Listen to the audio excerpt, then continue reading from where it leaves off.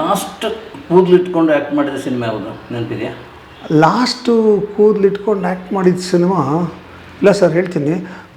Roll call Ramakrishna, Sai Prakash ಅವರು. ಅದಾದಮೇಲೆ ಸಾಯಿ ಪ್ರಕಾಶ್ ಅವರು ಇನ್ನೊಂದು ಸಿನಿಮಾ ಅನೌನ್ಸ್ ಮಾಡಿದ್ರು. ಆ ಸಿನಿಮಾದಲ್ಲಿ ನನಗೆ ಬೋರ್ಡ್ ತಲ್ಲೆ ಮಾಡಬೇಕು ಅಂತ ಡಿಸೈಡ್ ಮಾಡಿದ್ರು. ಸೊ ನಾನು ಆಯಿತು ಸರ್ ಅಂದೆ. ನನಗೂ ಯೋಚನೆ ಮಾಡ್ತಿದ್ದೆ, ಇದೇನು ಯಾವಾಗ ಕಾಕತಾಳಿ ಏನಂದರೆ ವಿಜಯ ರೆಡ್ಡಿಯವರು ಒಂದು ಸಿನಿಮಾ ಕರೆದ್ರು ನನ್ನ. ಕರೆದುಬಿಟ್ಟು, చూడಮ್ಮ నీకు 12,000 ఇస్తానಮ್ಮ, మంచి రోలಮ್ಮ నువ్వు చేయాలి ಅಂದರು. ಆವಾಗೆಲ್ಲ ನಮ್ಮ ಸಿನಿಮಾಗೆ 4,000, 5,000, 6,000 ಕೊಟ್ಬಿಟ್ರೆ ದೊಡ್ಡ ಅಮೌಂಟ್ ನನಗೆ. 12,000 ಅಂದರೆ 1:2 ನನಗೆ. ನಾನು ಫುಲ್ ಥ್ರಿಲ್ ಆಗ್ಬಿಟ್ಟೆ. ಸರ್ ಮಾಡ್ತೀನಿ ಸರ್, ಏನು ರೋಲ್ ಸರ್ ಅಂದೆ. ನೀವು ವಿಷ್ಣುವರ್ಧನ್ಗೆ ಫಾದರ್ ಅಮ್ಮ ಅಂದರು. ನಾನು ವಿಷ್ಣುವರ್ಧನ್ಗೆ ಫಾದರ? ಅಲ್ಲ ಸರ್, ಅವರೇ ನನ್ನ ಫಾದರ್ ಏಜು ಸರ್ ಅಂದೆ. లేదమ్మా నీకు ఇది లేదు కదా, సూట్ అవుతుందమ్మా ಅಂದರು. ನಾನು ಕೆಳಗಡೆ ಬಂದು ಅಶೋಕ ವೃಕ್ಷ ಸಂಕೇತ್ ಸ್ಟುಡಿಯೋ ಅಶೋಕ ವೃಕ್ಷಗಳು ಲೈನಾಗಿ ಹಾಕಿದ್ರಲ್ಲ, ಅದ್ರ ಕೆಳಗಡೆ ನಿಂತ್ಕೊಂಡು ಭಗವಂತನಿಗೆ ಬೈಯೋಕ್ಕೆ ಶುರು ಮಾಡಿದೆ. ಏನೇ ಭಗವಂತ, ನನಗೆ ಎಲ್ಲ ಕೊಟ್ಟೆ, ನೀನು ಬುದ್ಧಿ ಕೊಟ್ಟೆ, ರೂಪ ಕೊಟ್ಟೆ, ಎಲ್ಲ ಕೊಟ್ಟೆ, ಕೂದಲು ಕಿತ್ಕೊಂಡ್ಬಿಟ್ಟಿಯಲ್ಲ ನೋಡಿ. ಇವಾಗ ನಾನು ವಿಷ್ಣುವರ್ಧನ್ಗೆ ನಾನು ಅಪ್ಪ ಅಂತಾರೆ, ನನಗೆ ಹೊಟ್ಟೆಪಾಡು, ನಾನು ಒಪ್ಕೊಳ್ಳೇಬೇಕು ಮಾಡೋಕ್ಕೆ. ಬಟ್ ಇನ್ಮೇಲೆ ನಾನೆಲ್ಲ ವಿಷ್ಣುವರ್ಧನ್ಗೆ, ರಾಜ್ಕುಮಾರ್ಗೆ ಎಲ್ಲ ಅಪ್ಪ ಆಗುವಂಥ ಸ್ಥಿತಿ ಬಂದುಬಿಟ್ರೆ ಏನಯ್ಯ ನನ್ನ ಕತೆ ಅಂತ ಬೈತಾ ಇದ್ದೆ ದೇವರಿಗೆ. ಆಗ ನನಗೆ ಜ್ಞಾನೋದಯವಾಯಿತು ಸರ್. ಬೋಧಿ ವೃಕ್ಷದ ಕೆಳಗೆ ಬುದ್ಧನಿಗೆ ಜ್ಞಾನೋದಯವಾದಂಗೆ ನನಗೆ ಅಶೋಕ ವೃಕ್ಷದ ಕೆಳಗೆ ಜ್ಞಾನೋದಯವಾಯಿತು. Nothing is better than something ಅಂತ. ಏನೂ ಇಲ್ಲದೆ ಇರೋದಕ್ಕೆ, ಸ್ವಲ್ಪ ಇರೋದಕ್ಕಿಂತ ಬೆಟರ್ ಅಂತ ಅನ್ನಿಸ್ತು. ಅದೇ ಟೈಮ್ಗೆ ನಮ್ಮ ಇವರು ಸಾಯಿ ಪ್ರಕಾಶ್ ಅವರು, ನೀನು ತಲೆ ಗುಂಡೋಡಿಸ್ಬಿಟ್ಟು ಒಂದು ರೋಲ್ ಮಾಡಬೇಕಮ್ಮ ಅಂದರು. ಮಾಡ್ತೀನಿ ಅಂತ ಹೇಳಿದೆ. ಆಯ್ತು, ಅಲ್ಲಿಗೆ ಮುಗೀತು. ಆಮೇಲೆ ಮೋಜುಗಾರ ಸೊಗಸುಗಾರ ಅಂತ ವಿಜಯ ರೆಡ್ಡಿ ಅವ್ರ ಪಿಕ್ಚರಲ್ಲಿ ಮಾಡಿದೆ. ಅದರಲ್ಲಿ ನಂಗೆ ವಿಗ್ ಹಾಕ್ಬಿಟ್ರು ಅವರು. ವಿಗ್ ಹಾಕಿದ ತಕ್ಷಣ ನನ್ನ ಕೂದಲಿದ್ರೆ ಎಷ್ಟು ಬಿಟ್ಟರೆಷ್ಟು ಅಲ್ವಾ. ಸೊ ನಾನು ತೆಗೆಸ್ಬಿಟ್ಟೆ. ಸೊ ಅಲ್ಲಿಂದ ಆಚೆಗೆ ನಾನು ಕೂದಲೇ ಬಿಟ್ಟಿಲ್ಲ ಸರ್.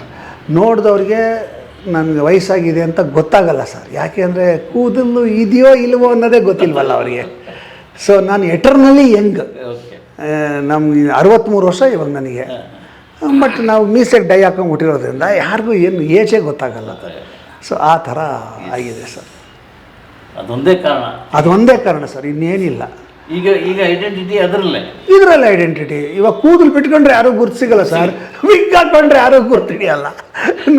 ನಾವು ಯಾವಾಗಲಾದ್ರು ಒಂದು ವಿಗ್ ಹಾಕೊಂಡು ಹೋಟ್ಲಿಗೆ ಹೋಗ್ಬಿಟ್ರೆ ಯಾರೂ ಮಾತಾಡ್ಸಲ್ಲ. ನನ್ನ ಹೆಂಡತಿ ಮಕ್ಕಳ ಜೊತೆ ಆರಾಮಾಗಿ ತಿನ್ಕೊಂಡ್ಬರ್ತೀನಿ. ವಿಗ್ ಇಲ್ದಿರ ಹೋಗ್ಬಿಟ್ರೆ ಎಲ್ಲರೂ ಮಾತಾಡಿಸ್ತಿರ್ತಾರೆ. ಹೆಂಡತಿ ಮಕ್ಕಳ ಜೊತೆ ಟೈಮ್ ಸ್ಪೆಂಡ್ ಮಾಡೋಕ್ಕಾಗಲ್ಲ. ಆ ಥರ ಎಲ್ಲ ಆಗುತ್ತೆ ಸರ್. ಸರ್, ಸುಮಾರು 35-40 ವರ್ಷದ ಹಿಂದೆ ಇರ್ಬೋದು ನಾವು ಹಿರಿಯರಾಗ್ತಾ ಇದ್ದಾಗೆ ನಮ್ಮ ಕಾಲದಲ್ಲಿ ಅಂತ ಶುರು ಮಾಡ್ತೀವಿ. ಹೌದು ಸರ್, ಈಗ ಶುರು ಮಾಡೋದು. ಹೌದು ಸರ್. ನಾವು ಚಿತ್ರದೀಪ ಅಂತ ಒಂದು ಮ್ಯಾಗಝಿನ್ ಮಾಡ್ತಾ ಇರುವಾಗ, ಹೌದು ಸರ್, ಯುಗಾದಿಗ ದೀಪಾವಳಿಗೆ ಅಂತ ಸ್ವಲ್ಪ ಸಣ್ಣ ಕನ್ಫ್ಯೂಷನ್ ಇದೆ.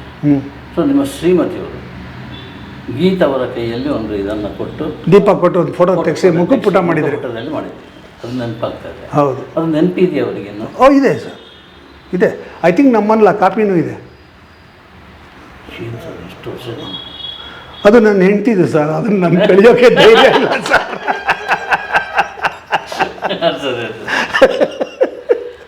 ಅಷ್ಟು ಹಿಂದಿನಿಂದ ನಮ್ಮ. ಹೌದು ಸರ್, ಹೌದು ಸರ್, ಹೌದು ಸರ್. ಇದೆ, ಇನ್ನೂ ನಡೀತಾ ಇದೆ. ನಾನು ಯಾವಾಗಲೂ ಹೇಳ್ತಾ ಇರ್ತೀನಿ, ನನಗೆ ಅಮಾಂಗ್ಸ್ಟ್ ದಿ ಪ್ರೆಸ್ ಪೀಪಲ್ ನನಗೆ ನಿಜವಾಗ್ಲೂ ಪುಷ್ ಕೊಟ್ಟಿದ್ದು ನೀವೇ, ಮೇನ್ ಪರ್ಸನ್ ನೀವೇ. ಬೇರೆಯವರು 1-2-3 ಜನ ಇದ್ದಾರೆ, ಇಲ್ಲ ಅಂತಲ್ಲ. ಬಟ್ ನನಗೆ ನಿಜವಾಗ್ಲೂ ನಮಗೆ ಐ ಕ್ಯಾನ್ ನೆವರ್ ಫರ್ಗೆಟ್. ನಾವು ಪಾಪ ಪಾಂಡು ಮಾಡುವಾಗ ನೀವು ನಮ್ಮನ್ನು ವಿಜಯ ಕರ್ನಾಟಕ ಆಫೀಸಿಗೆ ಕರೆಸಿ ನಮ್ಮ ಜೊತೆಯೆಲ್ಲ ಒಂದಷ್ಟು ದಿನ ಕಳೆದು, ಆಮೇಲೆ ಇಂಟರ್ವ್ಯೂಗಳು ಮಾಡಿ ಎಲ್ಲ ಮಾಡಿ ನಮ್ಮ ಇಡೀ ಸೀರಿಯಲ್ ತಂಡವನ್ನೇ ನೀವು ಪುಷ್ ಮಾಡಿದ್ರಿ. I can never forget all that. ಅದೆಲ್ಲ ಎಸ್, ನಮ್ಮ ಸ್ಟಾಫ್ ಜೊತೆಲಿ ಮಿಂಗಲಾಗಿ. ಹೌದು, ಏನು ಸಂಭ್ರಮ ಆಯಿತು ಆವತ್ತಿನ ದಿವಸ. ಅದು ಒಂಥರ ನನಗಷ್ಟೇ ಅಲ್ಲ, ನನ್ನ ಟೀಮಿನ ಎಲ್ಲರಿಗೂ ಇವತ್ತಿಗೂ ನೆನ್ಪಿಟ್ಕೊಂಡಿದ್ದಾರೆ ಅದನ್ನು. ಅದು ಮರೆಯೋಕ್ಕಾಗೋದೇ ಇಲ್ಲ ಸರ್. ಆ ಥರದ್ದು ಮತ್ತಿನ್ನೆಂದೂ ನಡೀಲಿಲ್ಲ ನೋಡಿ. ಅದು ನಡೆದೇ ಇಲ್ಲ. ನೀವು ಮಾಡಿದ್ಮೇಲೆ ಇನ್ನು ಯಾವತ್ತೂ ಅವಕಾಶ ನನಗೆ ಬರಲೇ ಇಲ್ಲ, ಅದಾಗಲೇ ಇಲ್ಲ. ಬಟ್ ಅದೊಂದೇ, one and only. So it's always ever green in my memory. So ನನಗೆ ಯಾವಾಗಲೂ ನಾನು ಹೇಳ್ತಾ ಇರ್ತೀನಿ, ಗಣೇಶ್ ಕಾಸರಗೋಡು ಅವರು ನನ್ನ ಕೆರಿಯರಲ್ಲಿ ಒಂದು ಪುಷ್ ಕೊಟ್ಟಿದ್ದಕ್ಕೆ ಒನ್ ಆಫ್ ದ ಪೀಪಲ್ ಅವರು ಭಾಳ ಇಂಪಾರ್ಟೆಂಟ್. ಅವರು ಎಸ್ಪೆಷಲಿ ಮೀಡಿಯಾ ಪತ್ರಿಕಾ ಸಂಪರ್ಕದಲ್ಲಿ ತಗೊಂಡಾಗ ಅವರೇ ನನಗೆ ಮೇನ್ ಪರ್ಸನ್ ಪುಷ್ ಕೊಟ್ಟಿದ್ದು ಅಂತ ಯಾವಾಗಲೂ ಹೇಳ್ತಾ ಇರ್ತೀನಿ ನಾನು. ನಿಮ್ಗೆ ಎಷ್ಟು ಥ್ಯಾಂಕ್ಸ್ ಹೇಳಿದ್ರು ಸಾಲದು ನಾನು. ನೆನ್ಪಿಟ್ಟಿದ್ದೀರ ಅಫ್ಕೋರ್ಸ್ ಸರ್. ಇಂಡಸ್ಟ್ರಿಯಲ್ಲಿ ತುಂಬ ಕಮ್ಮಿ ಸರ್ ಇಂಥದ್ದು.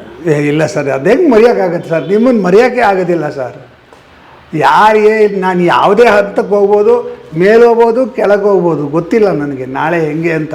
ಯಾವ ಸಿಚುವೇಶನ್ ಇದ್ದರೂ ಅದು ನೆನಪಲ್ಲಿ ಇದ್ದೇ ಇರುತ್ತೆ. ಅದು ಒಳ್ಳೆ ದುಡ್ಡು ಮಾಡಿದ್ದೀರಿ ಸರ್. ದುಡ್ಡು ಮಾಡಿದ್ದೀನಿ ಸರ್, ನಾನು ದುಡ್ಡು ಮಾಡಿಲ್ಲ ಅಂತ ಹೇಳಲ್ಲ, ದುಡ್ಡು ಕಳೆದಿದ್ದೀನಿ ಸರ್. ಹೇಗೆ?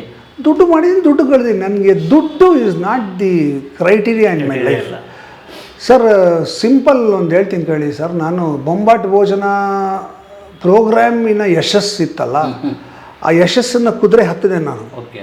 ಸೊ ನನಗೆ ಸ್ವಲ್ಪ ಜನರು ನೀನೇನಾದ್ರು ಮಾಡು, ಅದೇ ಬ್ರ್ಯಾಂಡ್ ಇಟ್ಕೊಂಡು ಆ ಬ್ರ್ಯಾಂಡ್ಗೆ ಅಷ್ಟು ವ್ಯಾಲ್ಯೂ ಇದೆ, ಹಂಗೆ ಹಿಂಗೆ ಅಂತೆಲ್ಲ ಹೇಳಿ ನನಗೂ ತಲೆ ಕೆಡಿಸಿದ್ರು ಸರ್. ನಾನು ಬೊಂಬಾಟ್ ಭೋಜನ ಫುಡ್ ಪ್ರಾಡಕ್ಟ್ಸು ಸ್ಟಾರ್ಟ್ ಮಾಡಿಬಿಟ್ಟೆ, ಕಂಪ್ನಿ ಸ್ಟಾರ್ಟ್ ಮಾಡಿಬಿಟ್ಟೆ. 2,70,00,000 ಕಳ್ಕೊಂಡೆ. 2.25 ಕೋಟಿ ಕಳ್ಕೊಂಡೆ ಸರ್. ಆ ಕಳ್ಕೊಂಡಿದ್ದ ಟೈಮ್ ಹೆಂಗಿತ್ತು ಅಂದರೆ ಎಲ್ಲ ಫುಲ್ ಲಾಸ್ ಆಗಿ ನನಗೆ ಎಲ್ಲ ಸೀರಿಯಲ್ಗಳು ನಿಂತೋಗ್ಬಿಡ್ತು ಟೋಟಲಾಗಿ. ಅಂದರೆ ನಾನು ಇನ್ನು ರಸ್ತೆಗೆ ನೆಕ್ಸ್ಟು ಇವತ್ತು ನನಗೆ ಚಾನಲಿಂದ ಫೋನ್ ಮಾಡಿ 2 ಸೀರಿಯಲ್ ನಿಲ್ಲಿಸ್ತಾ ಇದ್ದೀವಿ ಅಂತ ಹೇಳಿದ್ರು. ಈ ಕಡೆ ಬೊಂಬಾಟ್ ಭೋಜನ ಸಿಕ್ಕಾಪಟ್ಟೆ ಲಾಸು, ಸಂಬಳ ಕೊಡೋಕ್ಕೆ ದುಡ್ಡಿಲ್ಲ, ಎಲ್ಲ ಒಂದು ಸೈಟ್ ಮಾರ್ಕೊಂಬಿಟ್ಟಿದ್ದೆ, ಒಂದು ಮನೆ ಮಾರ್ಕೊಂಬಿಟ್ಟಿದ್ದೆ, ದುಡ್ಡೇ ಇಲ್ಲ, ಆ ಥರ ಪರಿಸ್ಥಿತಿಗೆ ಬಂದ್ಬಿಟ್ಟೆ. ಆವಾಗ ನಾನು ಐ ಡಿಸೈಡೆಡ್ ಇನ್ ರಿಟೈರ್ಮೆಂಟ್ ತೊಗೊಂಬಿಡ್ಬೇಕು. ಇರೋದು ಒಂದು ಮನೆ, ನಾವಿರೋ ಮನೆ, ಆ ಮನೆ ಮಾರಿಬಿಟ್ಟು ಇದೇನು ನನಗೆ ಸಾಲ ಇದೆ 2,70,00,000 ಅದನ್ನು ತೀರಿಸ್ಬಿಡೋಣ ಅಂತ ಡಿಸೈಡ್ ಮಾಡಿ ನಾನು ಎಲ್ಲ ವೈಂಡಪ್ ಮಾಡಿಬಿಟ್ಟೆ ಸರ್. ನಾನು ಯಾವುದೋ ಒಂದು ಆಫೀಸ್ ನಡೆಸ್ತಿದ್ದೆ, ಅಲ್ಲಿ ಒಂದು ಬಾಡಿಗೆ ಮನೆಯಲ್ಲಿದ್ದೆ. ಆ ಓನರ್ಗೆ ಫೋನ್ ಮಾಡಿಬಿಟ್ಟು ಬಾಡಿಗೆ ಮನೆ ಖಾಲಿ ಮಾಡಿಬಿಡ್ತೀನಿ ನಾನು ಅಂತ ಹೇಳಿದೆ. ಆ ಓನರು ದೊಡ್ಡ ನೋಡ್ರೆ ನಮ್ಮದು ಇದು ಏನದು ಕರೋನಾ ಟೈಮು, ಯಾರು ಬರ್ತಾರೆ ಬಾಡಿಗೆಗೆ, ನೀವು ಹಂಗೆ ಹೋಗ್ಬಿಟ್ರೆ ನಂಗೆ 3 ತಿಂಗಳು ನೋಟಿಸ್ ಕೊಡಬೇಕು, ನೀವು ಹಂಗೆ ಹೋಗೋಂಗಿಲ್ಲ, ನಾನು 3 ತಿಂಗಳು ಬಾಡಿಗೆ ಇಟ್ಕೋತೀನಿ ಅಡ್ವಾನ್ಸಲ್ಲಿ, ಹಂಗೆ ಹಿಂಗೆ ಅಂತ ಅವ್ನು ಶುರು ಮಾಡ್ದ. ಇದೇನು ನನ್ನ ಹಣೆ ಬರ ಹಿಂಗೆ ಆಗ್ಬಿಡ್ತಲ್ಲ. ರಸ್ತೆ, ನಾಳೆಯಿಂದ ರಸ್ತೆ. ಅದು ಯಾರೋ ಸೆಕೆಂಡ್ ಹ್ಯಾಂಡ್ ಫರ್ನಿಚರ್ ಮಾರೋನು ಫೋನ್ ಮಾಡಿ ಕರೆದೆ, ಅವ್ನು ನನ್ನ ಹತ್ರ ಸಾಮಾನೆಲ್ಲ ತಗೊಂಡಾಗ ಏನು ಕೊಡ್ತೀಯ ಕೊಡೆ ಅಂದೆ. ಅವನು 1,500 ಕೊಟ್ಟ ನನಗೆ, ಫುಲ್ ಖಾಲಿ ಮಾಡ್ದ. 1,500. ನಂದು ಒಂದು ಸುಮಾರು ಒಂದು 20-25 ಚೇರು, ಸೋಫಾ ಸೆಟ್ಟು, ಅದು ಇದು ಎಲ್ಲ ತೊಗೊಂಡೋದ ಅವನು. 1,500 ಕೊಟ್ಟ ಅವನು. ನಾನು ಇನ್ನೇನು ಖಾಲಿ ಮಾಡಬೇಕು ನಾನು ಅಂತ ಎಲ್ಲ ಖಾಲಿ ಮಾಡಿದೆ. ಒಂದಷ್ಟು ಬೇರೆ ಫೈಲ್ಸು ಗೀಲ್ಸು ಆ ಥರದ್ದೆಲ್ಲ, ಅದನ್ನು ಹೆಂಗೆ ಡಿಸ್ಪೋಸ್ ಮಾಡೋದು ಗೊತ್ತಿರಲಿಲ್ಲ. ಸೊ ನಾನು ಆಯಿತು, ಇನ್ನು ಅಲ್ಲಿಗೆ ಮುಗೀತು. ನಾಳೆಯಿಂದ ಏನೂ ಇಲ್ಲ, ಝೀರೋ.